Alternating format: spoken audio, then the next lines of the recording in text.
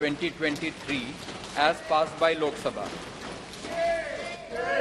जिन मान्य सदस्यों को नियम 37 के अधीन मामलों को उठाने की अनुमति प्रदान की गई है, वे अपने मामले अनुमोदित पाठ को व्यक्तिगत रूप से सभा पटल पर रखने का कष्ट करें। आइटम नंबर 16, मंत्रिपरिषद में अविश्वास का प्रस्ताव। श्री गौरव गोगोई जी।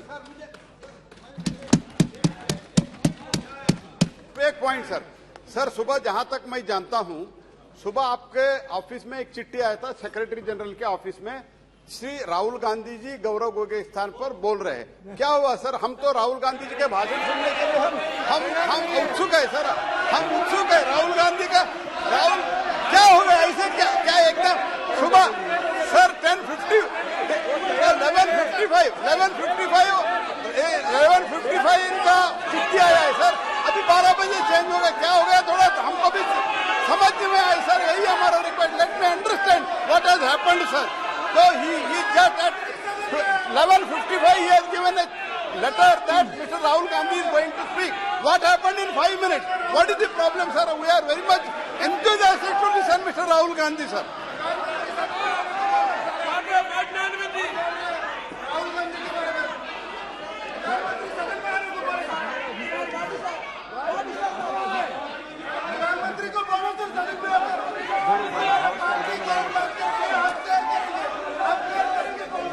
हाउस को ऑर्डर में ले।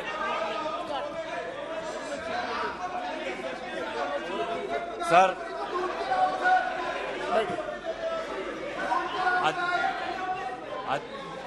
श्री गौरव गोगोई जी। अध्यक्ष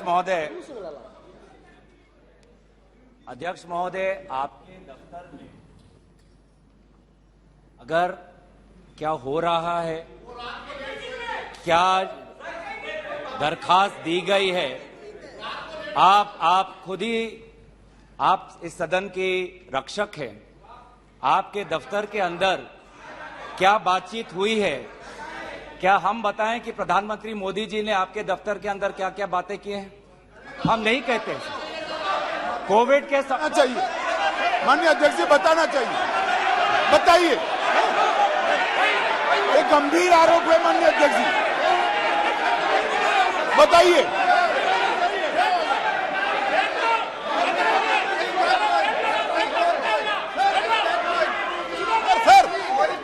प्रधानमंत्री जी का प्रधानमंत्री जी का नाम लेते हुए और चेयर का नाम लेते हुए ऐसा अनाप शनाप आरोप नहीं लगा सकते। वो उनको बताना चाहिए। दफ्तर में जो बात हम आपके विश्वास में रखते हैं और आप जो बात हमें कहते हैं उसकी भी विश्वसनीयता हम बचा के रखते हैं। एक मिनट आप सब एक मिनट बैठिए। एक मिनट मैं बैठा हूं ना। माननीय सदस्य, कभी भी कोई भी विषय, ये मेरा चेंबर भी सदन है, आप जानते हैं, वरिष्ठ नेता हैं, कभी भी ऐसी टिप्पणी नहीं करना चाहिए जिसका कोई तथ्य और सत्य ना हो। मेरा कहना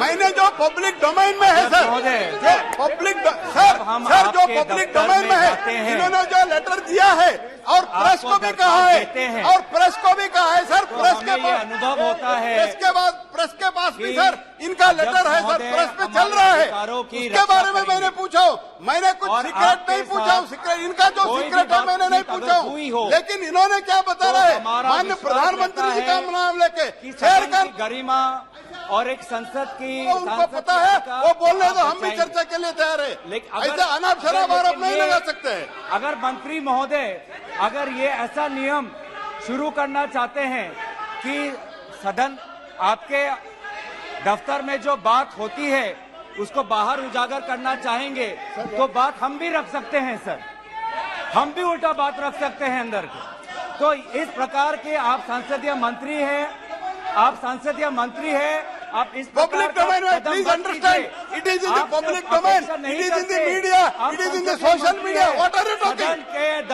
हमारे अध्यक्ष महोदय के दफ्तर में जो बातें करते हैं उसको इस प्रकार से आप उसका उल्लंघन मत करिए। आप संसदीय मंत्री हैं, आप तो अपना कर्तव्य याद रखिए। आपका लेटर पब्लिक डोमेन में है। कर्तव्य याद रखिए, आप तो अपना कर्तव्य याद रखिए। अध्यक्ष महोदय, अब एक मिनट, महत्वपूर्ण विषय पर चर्चा कर रहे हैं।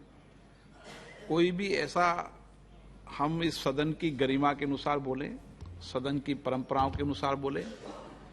अविश्वास प्रस्ताव एक गंभीर प्रस्ताव है, तो मेरा सभी सदस्यों से आग्रह है कि वह चर्चा को गंभीरता से करें तो उचित रहेगा। गौरव गोगोई जी।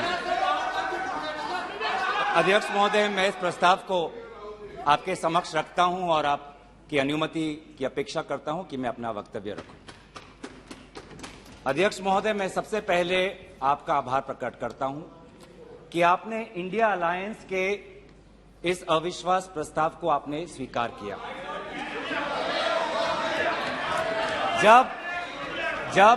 जब आपने पूछा कि इस अविश्वास प्रस्ताव के समर्थन में कौन कौन खड़ा है, तो मैं इस मंच से हमारे सारे इंडिया अलायंस दलों के सांसदों को मैं धन्यवाद और आभार प्रकट करता हूं।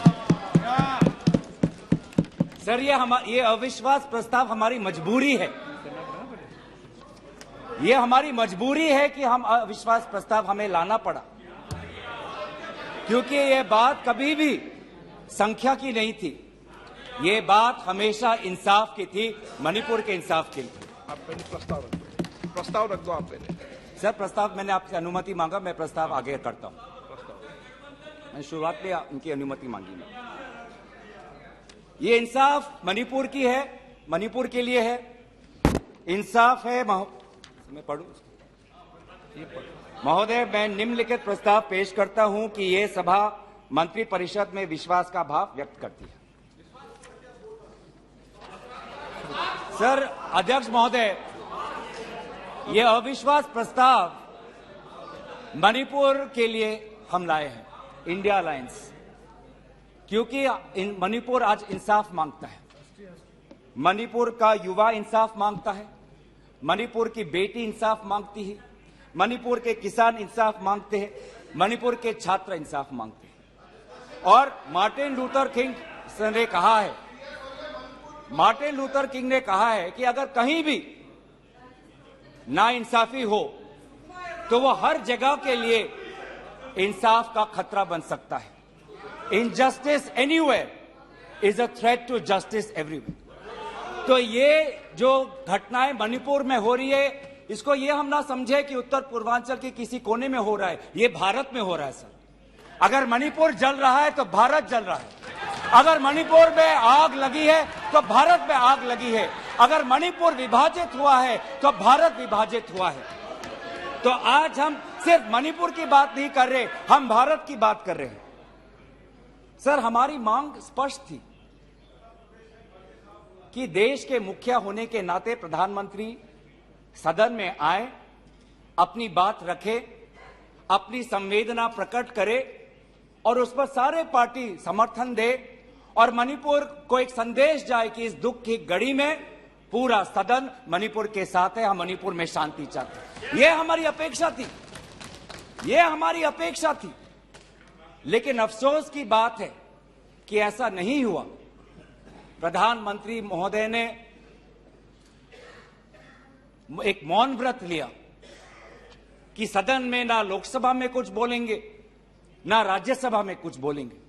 और इसीलिए अध्यक्ष महोदय, ये नौबत आनी पड़ी कि हम अविश्वास प्रस्ताव के द्वारा प्रधानमंत्री मोदी जी का मौन व्रत हम तोड़ना चाहते हैं। सर, साफ साफ 3 सवाल है प्रधानमंत्री महोदय से। सवाल पहला कि आज तक वो मणिपुर क्यों नहीं गए? राहुल जी गए, इंडिया अलायंस के विभिन्न पार्टीज गए, गृह मंत्री जी गए, एमओएस होम गए, पर देश के मुखिया होने के नाते प्रधानमंत्री मोदी जी क्यों नहीं गए? ये है सवाल पहला। सवाल दूसरा कि लगभग 80 दिन क्यों लगे प्रधानमंत्री मोदी जी को मणिपुर पे कुछ बोलने के लिए, और जब बोले तो सिर्फ 30 सेकंड के लिए बोले। और उसके पश्चात आज तक भी प्रधानमंत्री मोदी जी की तरफ से ना कोई संवेदना का शब्द, ना कोई शांति की याचना। मंत्री मंडल बोल रहे हैं कि हम बोलेंगे, हम बोलेंगे। आप बोलें, आपको किसी ने नहीं रोका। लेकिन प्रधानमंत्री मोदी जी एक प्रधानमंत्री होने के नाते उनके शब्दों में जो महत्व है वो किसी मंत्री के शब्दों में नहीं है। माफ कीजिएगा। प्रधानमंत्री मोदी जी अगर प्रधानमंत्री होने के नाते एक शांति की पहल करें, उस कदम में जो ताकत है वो किसी मंत्री या किसी सांसद में वो ताकत नहीं है, एक प्रधानमंत्री होने के नाते। सवाल हमारा तीसरा कि प्रधानमंत्री जी ने आज तक मणिपुर के मुख्यमंत्री को बर्खास्त क्यों नहीं किया? आपने गुजरात में जब निर्वाचन आए, गुजरात में जब आपको अपनी राजनीति करनी थी तो गुजरात में मुख्यमंत्री बदल दिए, एक बार नहीं 2 बार। उत्तराखंड में निर्वाचन आ रहे थे तो उत्तराखंड में 1 बार, 2 बार, 3 बार, 4 बार शायद आपने मुख्यमंत्री बदल किए। त्रिपुरा में निर्वाचन आए तो त्रिपुरा में भी आपने निर्वाचन आपने से पहले आप मुख्यमंत्री को बदला। मणिपुर के मुख्यमंत्री में ऐसा क्या आपने विशेष आपका आशीर्वाद आप दे रहे हैं जिन्होंने खुद कबूल किया है कि आज मेरे कारण एक इंटेलिजेंस फेलियर हुआ है? ये 3 सवाल हैं सर, और शायद इन 3 सवालों का 3 उत्तर भी है। प्रधानमंत्री मोदी जी मणिपुर पर क्यों मौन हैं? शायद उस प्रश्न का उत्तर भी 3 है। पहला उत्तर कि प्रधानमंत्री मोदी जी को कबूल करना पड़ेगा कि उनकी डबल इंजन की सरकार, उनकी सरकार मणिपुर में व्यर्थ हो गई है, विफल हो चुकी है। इसीलिए आज मणिपुर में 150 लोग मरे, लगभग 5000 घर जलाए गए, लगभग 60,000 लोगों आज शिविर में हैं, लगभग 6500 FIR है। और मुख्यमंत्री, प्रदेश के मुख्यमंत्री होने के नाते जो एक संवाद का वातावरण बनाना चाहिए था, जो एक शांति, अमन और सद्भावना का एक वातावरण जो बनाना चाहिए था, आज उन्होंने सिर्फ मई महीने से नहीं, पिछले 2-3 सालों से ऐसे कुछ भड़काऊ उन्होंने कदम लिए हैं जो आज समाज के बीच में तनाव पैदा हो गया है। आज हम मणिपुर गए हैं,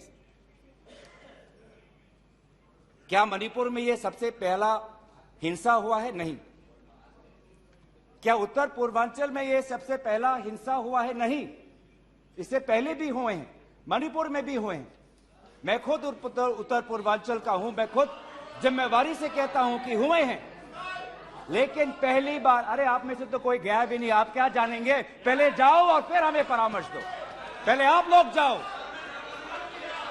सर हम गए और बहुत दुख हुआ कि हमने समाज में 2 वर्गों के बीच ऐसा बंटवारा, समाज के 2 वर्गों के बीच हृदय में इतना आक्रोश, इतना गुस्सा हमने पहले कभी नहीं देखा। हमने पहले कभी भी नहीं देखा कि आज समाज का एक वर्ग दूसरे के प्रति बदले की भाषा का प्रयोग कर रहा है। हमने कभी भी नहीं देखा कि एक प्रदेश में एक ऐसी लकीर खींच दी गई है कि पहाड़ पे एक वर्ग के लोग रहते हैं और वैली में एक वर्ग के लोग रहते हैं। अफसोस की बात है सर कि जो सरकार एक इंडिया की बात करती है, आज उन्होंने 2 मणिपुर आपने बना दिए हैं। आपके राजनीति से 2 मणिपुर आज बन गए। मैं मणिपुर के मुख्यमंत्री को, इस सदन से पूर्व प्रधानमंत्री वाजपेयी जी की राजधर्मों को याद करने के लिए सलाह दूंगा, जिन्होंने कहा कि राजा के लिए, शासक के लिए प्रजा में भेद नहीं हो सकता, ना जन्म के आधार पर, ना जाति के आधार पर, ना समुदाय के आधार पर। सर आज इस माहौल में अगर सबसे ज्यादा पीड़ा किसी को झेलना पड़ा है तो महिलाओं और बच्चों को। हमने देखे हैं वो वायरल वीडियो में, उनका मैं उल्लेख नहीं करना चाहूंगा, उससे सबको पीड़ा हुआ। पर ऐसे मुख्यमंत्री जी ने स्वयं कहे कि ऐसे 100 FIRs हैं। हम भी गए हैं सर, इंडिया डेलीगेशन, हमारे संसदीय दल, उस परिवार से हम मिलके आए हैं जिसमें 2 महिलाओं के साथ इतना बुरा व्यवहार हुआ, अत्याचार हुआ। हमने ऐसे भी एक परिवार से मिले जिसमें एक 80 साल की महिला जो एक स्वतंत्रता संग्रामी की पत्नी थी, उसको घर के अंदर बंद करके जिंदा जला दिया। जो 2 महिला जिसको लेकर आज सुप्रीम कोर्ट तक ये बात गई है, उसमें से एक महिला का पत्नी कारगिल में हमारे देश के लिए हमारी सीमा को सुरक्षा कर रहा था। वो कारगिल का जवान बोल रहा है मैंने देश को बचाया, पर मैं अपने घर और अपने परिवार को नहीं बचा पाया। जब हम उनसे मिलते हैं तो हमको क्या कहें? आप लोग कहते हैं हम फोटो ऑप करने गए थे। सर, दुख के समय में संवेदना उनको देने गए थे। आज महिलाओं, बच्चों के साथ आऊंगा, अब सारे बातों पे आऊंगा, सब पे आऊंगा। धर्मीय जगह को भी बख्शा नहीं गया। धर्मीय अनुष्ठान पर भी आज भीड़ घुसी और उसका असम्मान किया। आज इंटरनेट नहीं है। आप कहते हैं कि सब नॉर्मल है, स्थिर है, आज भी इंटरनेट नहीं है, बच्चे स्कूल नहीं जा पा रहे, लोग अपनी बातें नहीं रख पा रहे। आज भी कितनी महिलाओं पर अत्याचार हुआ है, वो अपनी बात ही नहीं रख पा रहे। वो तो वीडियो वायरल हो गया, नहीं तो मुझे लगता था कि आज तक प्रधानमंत्री मोदी जी मौन रहते अगर वीडियो वायरल नहीं होता। पर ऐसे हजार से ऐसे अत्याचार हुए। लेकिन वहां के मुख्यमंत्री क्या कहते हैं? अभी ड्रग्स के ऊपर वो बोलते हैं कि ये सब ड्रग्स के लिए हुआ है। अध्यक्ष महोदय, बहुत गंभीर पूर्वक मैं ये बात अपने आपके समक्ष सदन में रख रहा हूं कि मणिपुर के मुख्यमंत्री के कार्यालय से जब एक ड्रग माफिया के बड़े नेता को वहां की पुलिस ने पकड़ा तो मुख्यमंत्री के दफ्तर से फोन गया कि उस ड्रग के माफिया को बचाओ, रिहा करो। और वो ड्रग का माफिया कौन था? वो ड्रग का माफिया आप ही की दल के ऑटोनोमस डिस्ट्रिक्ट काउंसिल के चेयरमैन थे, जो वहां पे जब इटोचा सिंह को पकड़ा गया, लोयांग नांगबंग इटोचा, जब इस व्यक्ति को पकड़ा गया तो मुख्यमंत्री के दफ्तर से फोन गया कि इसको रिहा करो। और ये इटोचा कौन है? वहीं के राज्य सरकार के PHE मिनिस्टर सुशील द्रो के भाई हैं। आज ये इन सरकार राज्य में ड्रग्स की बात करते हैं, ड्रग्स के साथ मुख्यमंत्री महोदय के दफ्तर का ताल्लुकात है। ये बात मैं नहीं कर रहा, वो पुलिस अफसर जिनको इनकी राज्य सरकार ने मेडल दिया, वो आज वो बात कर रही है कि ये सरकार ने मुझे मेडल दिया और यही सरकार मुझे ड्रग्स से जुड़े हुए इनके दल के नेताओं को छोड़ने के लिए कह रही है। उन्होंने अपना मेडल वापस कर दिया राज्य सरकार। पॉपी फार्मिंग की बात करते हैं। आज आपका ही narcotics and affairs of border NAB ये कहता है the scale of poppy plantation in Manipur has spread across 15,400 acres of land in the hills between 2017 and 2023। 2017 में आपकी सरकार आई थी।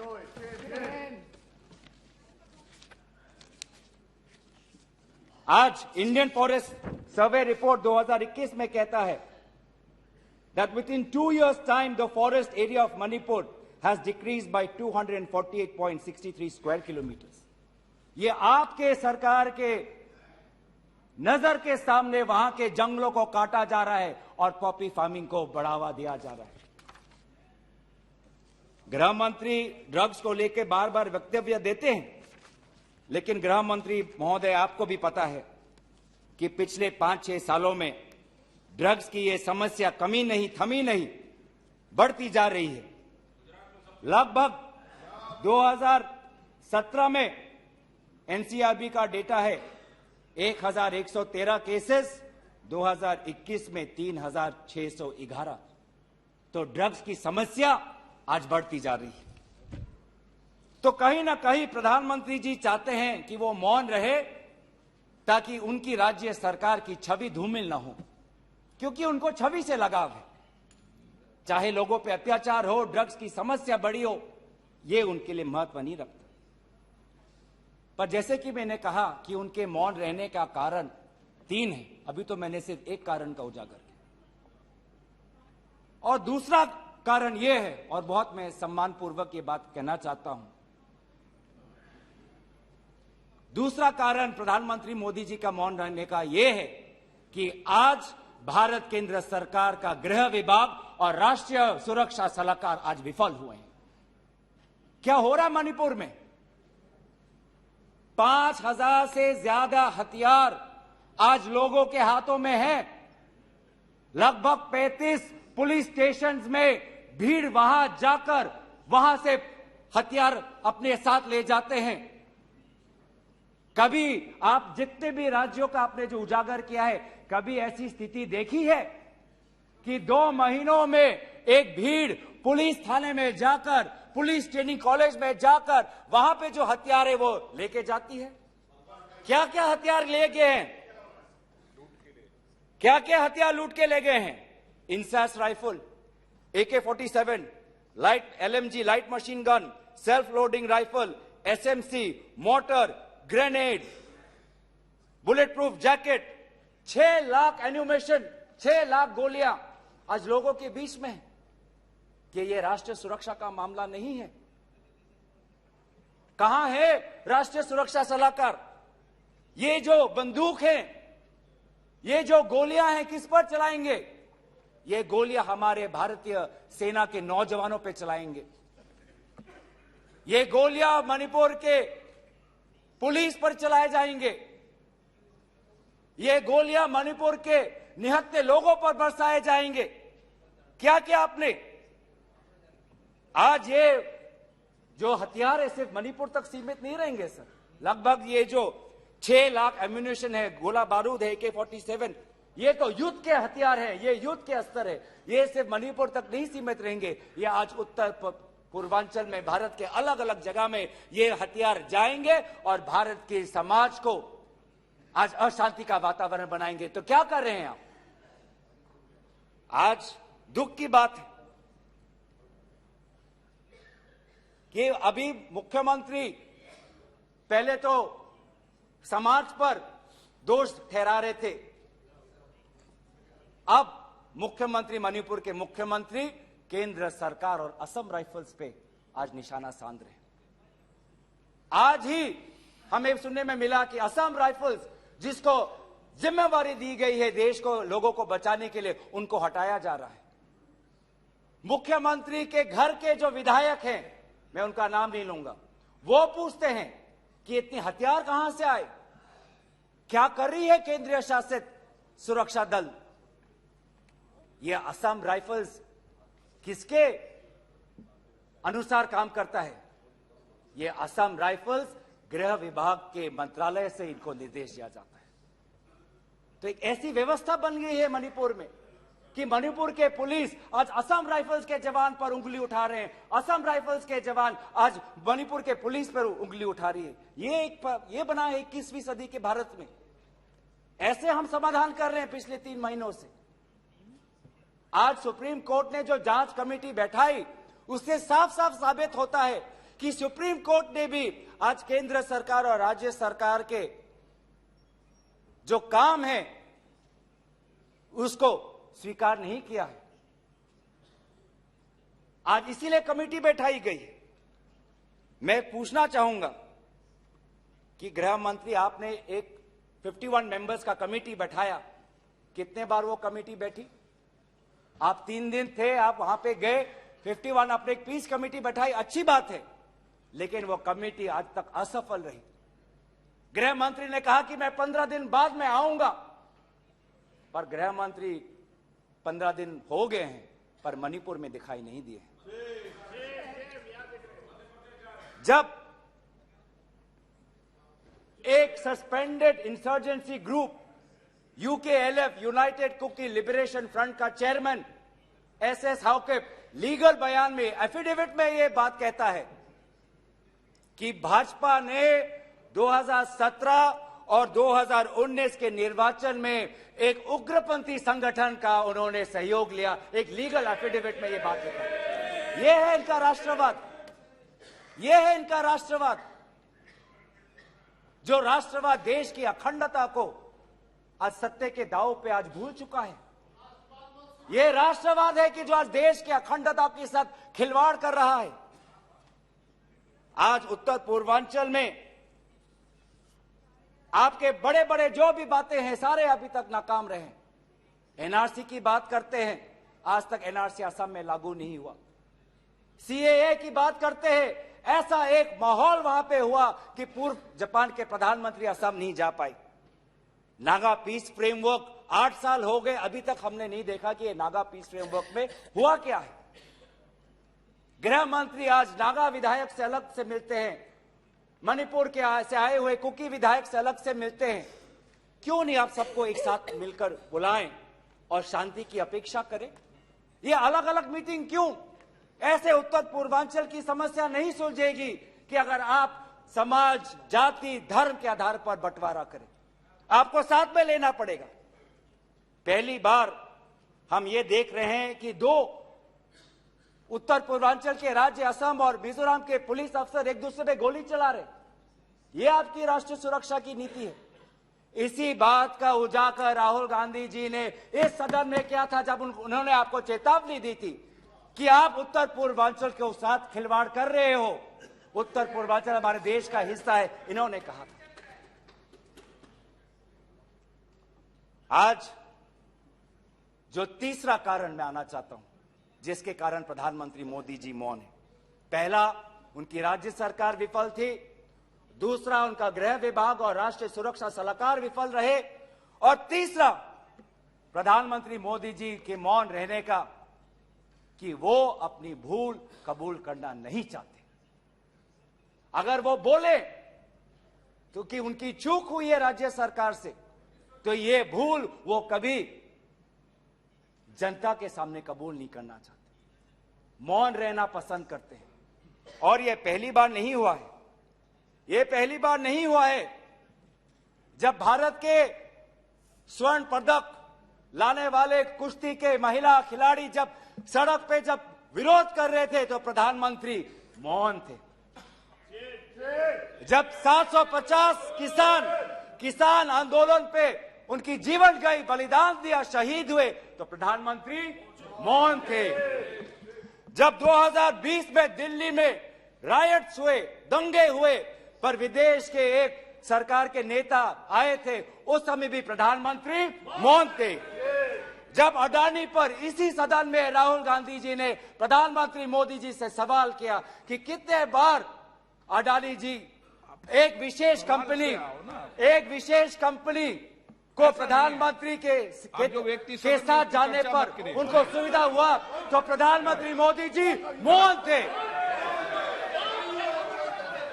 जब हम बार बार पूछते हैं,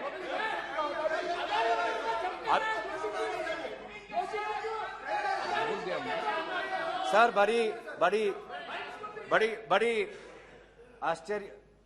आश्चर्य की बात है कि सर कि अभी तक मैंने प्रधानमंत्री का नाम लिया, अभी तक मैंने मुख्यमंत्री का नाम लिया, अभी तक मैंने गृह मंत्री का नाम लिया, अभी तक इनकी तरफ से विरोध नहीं आया, लेकिन जब एक विशेष कंपनी के मालिक का नाम लिया तो ये सारे मंत्री और सांसद खड़े हो गए।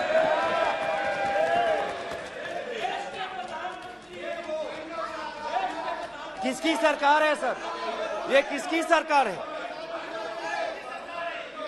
जब चीन पर हमने सवाल किया, चीन पर आप पूछे, मैं चीन पर आता हूं। जब चीन पर हमने सवाल किया कि चीन हमारे सीमा के अंदर कितने किलोमीटर पर है, तो प्रधानमंत्री मोदी जी मौन रहे।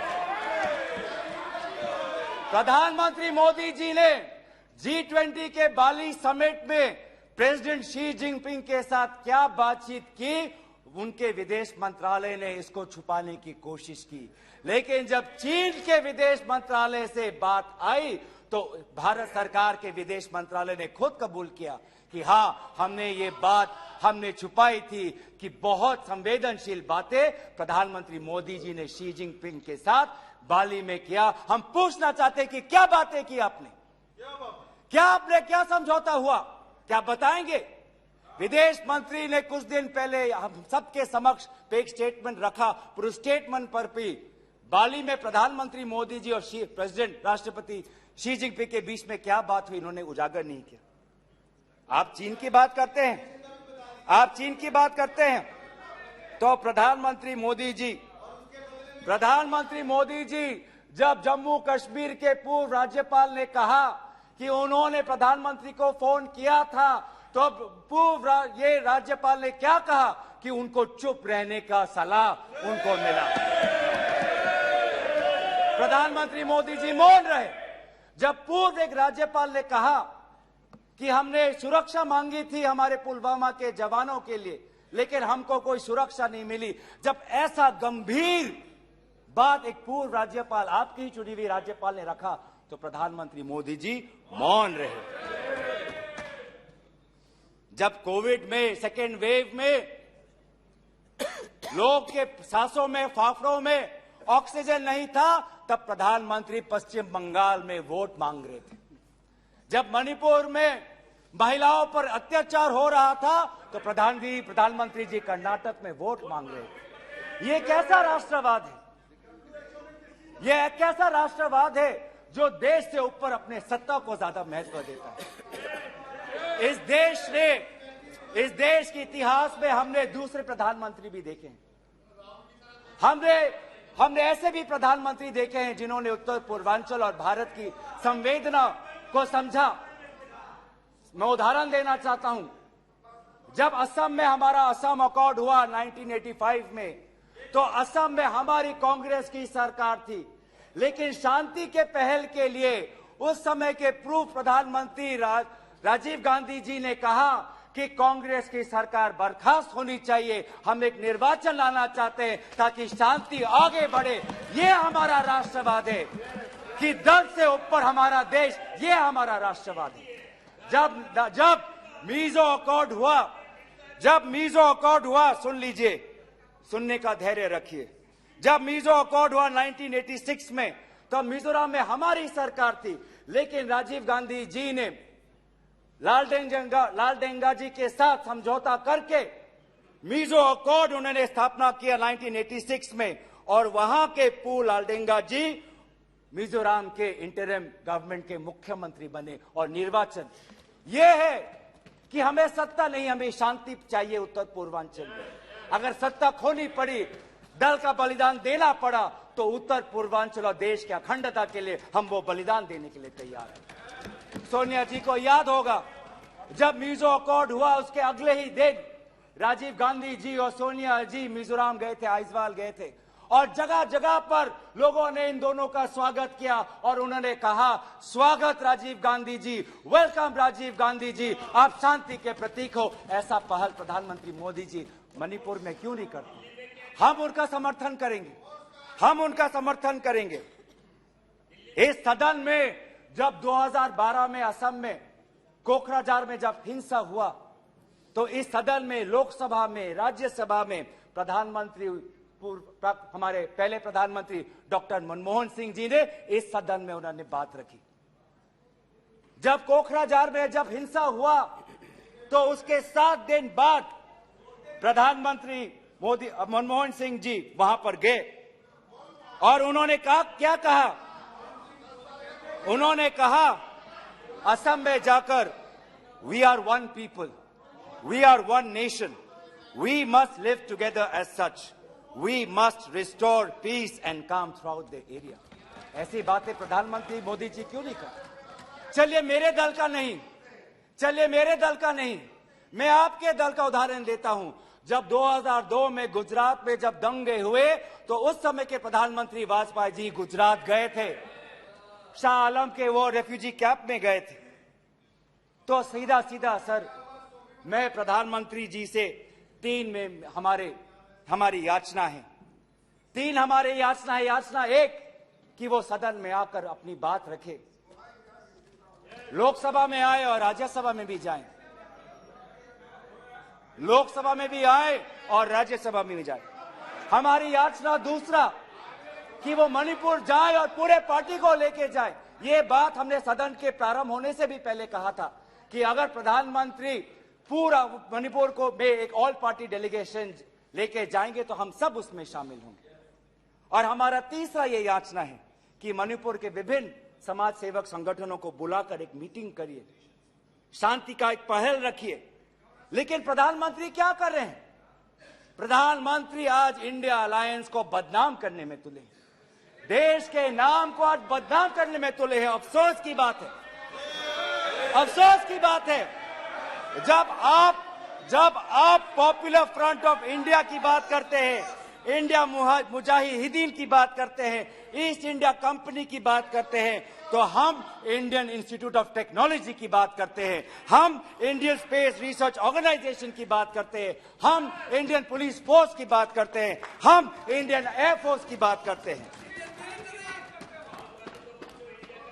आप जब इंडिया को बदनाम करते हैं तो हमें तो भारत का तिरंगा दिखता है, जहां पे गेरुआ है, सफेद है, हरा है और बीच में अशोक का चक्र है। आज नफरत एक हथियार बन चुका है, नफरत एक हथियार बन चुका है वोट जीतने के लिए। वो चाहे मणिपुर में हो, वो चाहे हरियाणा में हो, वो चाहे कर्नाटक में हो, वो चाहे मध्य प्रदेश में हो।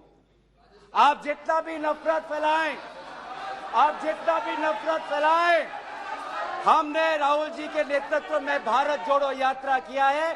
आपके नफरत के बाजार में हम जगह जगह पे मोहब्बत का दुकान खोलेंगे। हम संविधान की सुरक्षा करेंगे। Our constitution that talks about equality, liberty, justice, fraternity, हम इस संविधान के आदर्शों की हम सुरक्षा करेंगे। आप पूंजीपतियों का विकास चाहते हैं, सबका विकास कहते हैं, लेकिन करते हैं पूंजीपतियों का विकास, और वो भी सिर्फ 6 पूंजीपतियों का। आज भारत में एक ऐसा हमने व्यवस्था देखा है कि 6 कंपनियों के पास आज 25% पोर्ट है, 45% सीमेंट प्रोडक्शन है, 33% स्टील प्रोडक्शन है, 60% टेलीकॉम प्रोडक्शन है, 45% कोल प्रोडक्शन है। ये है आपका विकास का मॉडल, ये है आपका विकास का मॉडल। मैं उस कंपनी का नाम नहीं लूंगा जिससे आप उत्तेजित हो जाते हैं,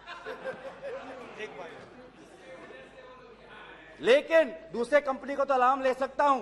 ये कैसा प्रक्रिया है सर? ये कैसा कॉम्पिटेटिव इकोनॉमी बना रहे हैं? जब अप्रैल 2030 में श्री सीमेंट संघी इंडस्ट्रीज को खरीदना चाहता है तो जून में ही श्री सीमेंट पर आईटी का डिपार्टमेंट का रेड होता है, और जुलाई 2023 में श्री सीमेंट एक्विजिशन से बाहर निकलता है, और अगस्त में अडानी का अंबुजा सीमेंट संघी इंडस्ट्री को खरीदता है। ये इकोनॉमी बना रहे हैं, ऐसा इकोनॉमी आप बनाएंगे? हम चाहते हैं पूंजीपतियों का विकास नहीं, हम चाहते हैं कि किसान का विकास हो जिससे राहुल जी मिले हैं। हम चाहते हैं वो मैकेनिक का विकास हो जिससे राहुल जी मिले हैं। हम चाहते हैं वो फैक्ट्री वर्कर का विकास हो जिससे हमारे पास आते हैं, वो स्मॉल बिजनेस, वो ट्रेडर्स जो हमारे पास आते हैं, हम उनका विकास चाहते हैं। आप गरीबों की बात करते हैं, आपने गरीबों के साथ विश्वासघात किया है। आज टमाटर 2050 केजी में, पेट्रोल 102 लीटर का, एलपीजी 1200 रुपए सिलेंडर का, मिल्क आज दूध के दाम पे।